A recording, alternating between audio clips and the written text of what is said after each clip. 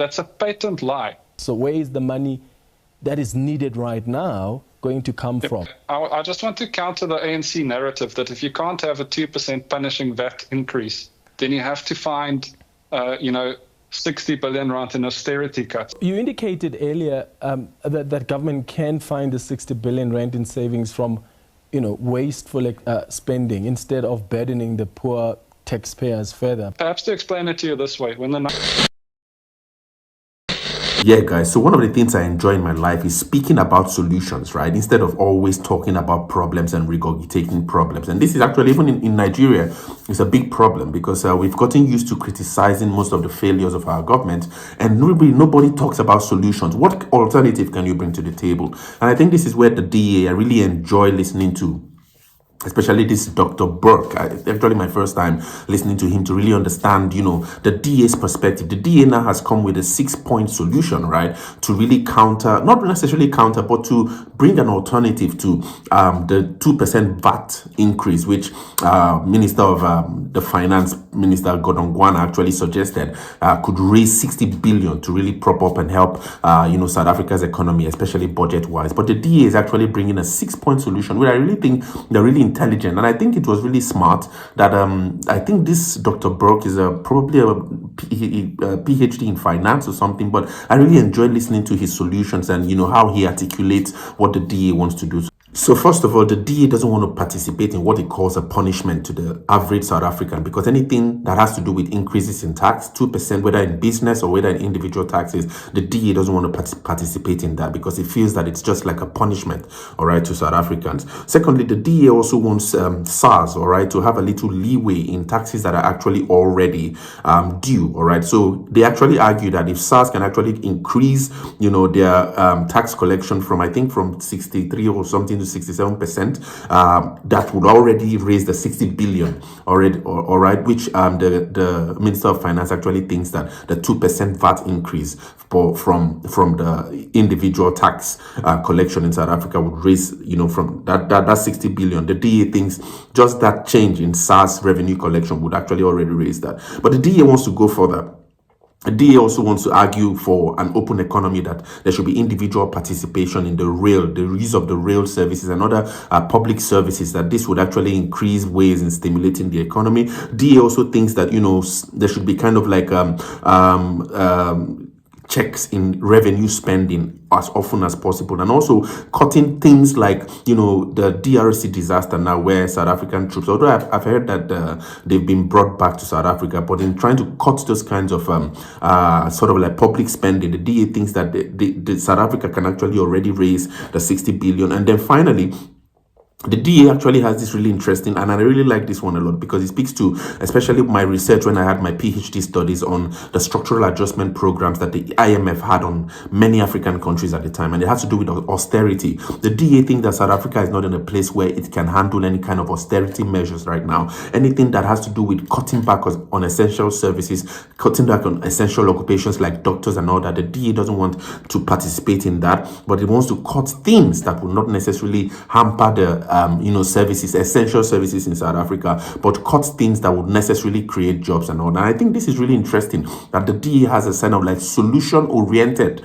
perspective to kind of like raising the 60 billion that is actually needed by the Minister of Gordon Gwana for the budget of South Africa going forward. And I think this is really powerful video by this Dr. Burke. I think this is a smart move by the DA to really be solutions oriented, in that as much as Minister Steenhuisen and the DA members in the parliament counter Minister Gordon Gwana's attempt at raising, the VAT increase of 2% to raise 60 billion South Africa needs, DA has come up with a solution, really brilliant. And I really like how this Dr. Burke articulates it. Let's quickly watch and listen to, how he articulates the DA's position and the DA's alternatives to raise that 60 billion and to really prop up sort of like its alternative for the budget in South Africa. Really smart guy, guys. Share your thoughts also in the comments. What budget proposals are you making as the DA that doesn't include this VAT increase?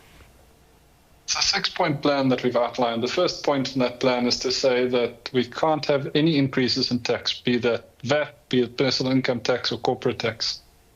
The second piece of that plan says we need to increase the collection from taxes already due by a small additional allocation to SARS they've indicated that they can increase their collection from 63 to 67%, but which in and of itself will add 60 billion rand to the fiscus, which is the amount that might have come from this ANC VAT 2% hike. The third point in that plan is an open economy where our rail, where our ports, where our electricity network becomes available for private participation and by implication will become more efficient. Cape Town is now the worst run port in the world. It doesn't need to be that way.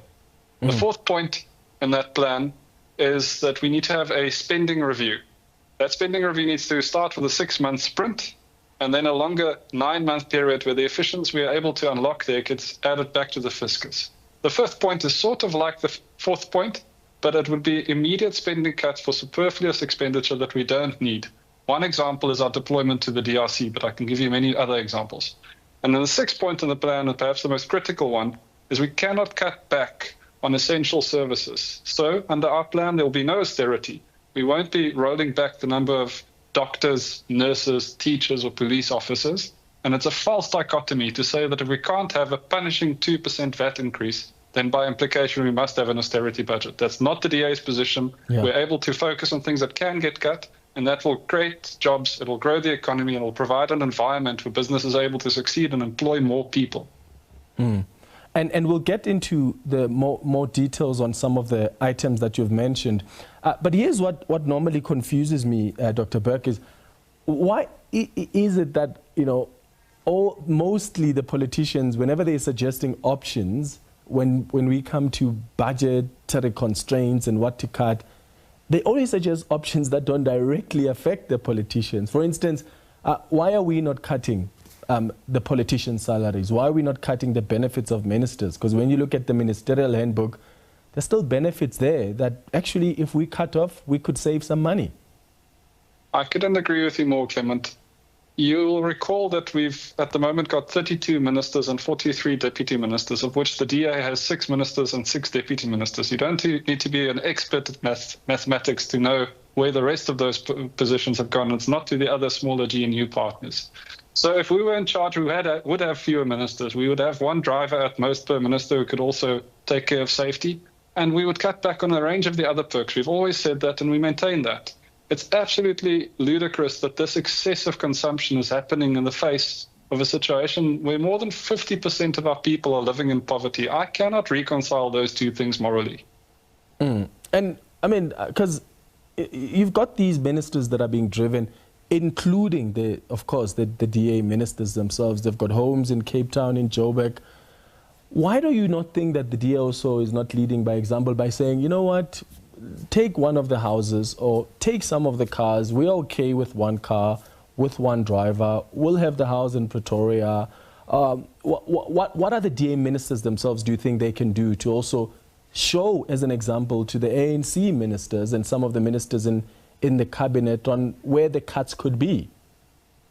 Yep. I don't want to belabor the point on ministers, but I will briefly say that some of our ministers are doing what you're describing. I know one minister that lived in a different part of Cape Town and said he didn't need a ministerial residence. Our ministers are driving, on average, 10-year-old cars with more than 200,000 kilometers on them and have, in many cases, given direct instruction that no new vehicles were to be purchased. So we are trying to lead from the front. But I think that's just a start. I'm not saying the things that you're mentioning aren't necessary.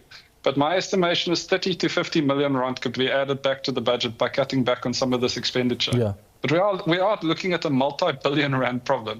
And there are things that we absolutely don't need that aren't focused on these executive privileges. I'll give you another example. We've got CETAs, which are meant to be these training authorities. We're spending almost 20 billion rand on them.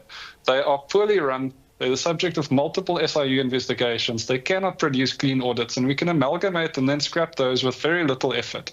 Likewise, we've got the National Skills Fund, which is almost 5 billion rand in expenditures, separate and distinct from this fuss. And again, same situation, and we don't need it. We've been able to come up in just the last week with more than 30 billion rand worth of savings. And that's not, putting Treasury's resources behind finding where these spending reviews can take place and reassessing whether these entities that have nominal, heads with 10 directors and 7 employees, which of those can in fact be cut back, and why are those executives earning 4 or 5 million rand per executive per year? So there are so many areas where we can unlock efficiency, and that efficiency will serve society by creating jobs and growing the economy. So you indicated earlier that government can find the 60 billion rand in savings from, wasteful spending instead of burdening the poor taxpayers further. But isn't that a long-term solution? I mean, you need to build in systems in government and capacitate the state, refine it to be able to deal with the high levels of wastage. That's not going to take a few months. So where is the money that is needed right now going to come from? Because some of the plans are great, but they're more long-term. Yeah, there's a couple of points in your question, actually. I just want to counter the ANC narrative that if you can't have a 2% punishing VAT increase, then you have to find, 60 billion rand in austerity cuts, meaning we're cutting back on criticals. That's a patent lie. Perhaps to explain it to you this way, when the 1995 Mandela government unveiled its budget, if you take that amount and you work it back to 2025 money, what we call in economics inflation adjusted, that budget was 3 times smaller than the 2025 budget and 2025 money. And that government did so much more than we've been able to achieve in South Africa over the last 10 years. So it's not a revenue problem, it's an expense problem. There's another part of your question which has got to do with how soon can we implement the 30 billion rand at least of cuts that we've identified in just a week. Those things can be done very rapidly, probably sooner than these bills will come to Parliament at the moment, which is 3 to 4 months from now. And then the final point to make is the 60 billion rand in tax collection that we're advocating for will come from giving about 3.5 billion rand more to SARS, and they will then be able to take their collection up from 63 to 67%. This is tax that's already due to them, but they're not able to enforce that compliance because they're under-resourced.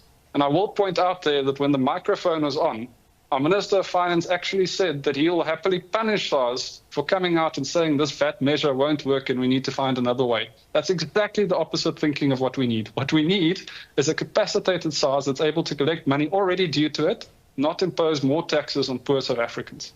Hold on, did he say he'll punish SARS?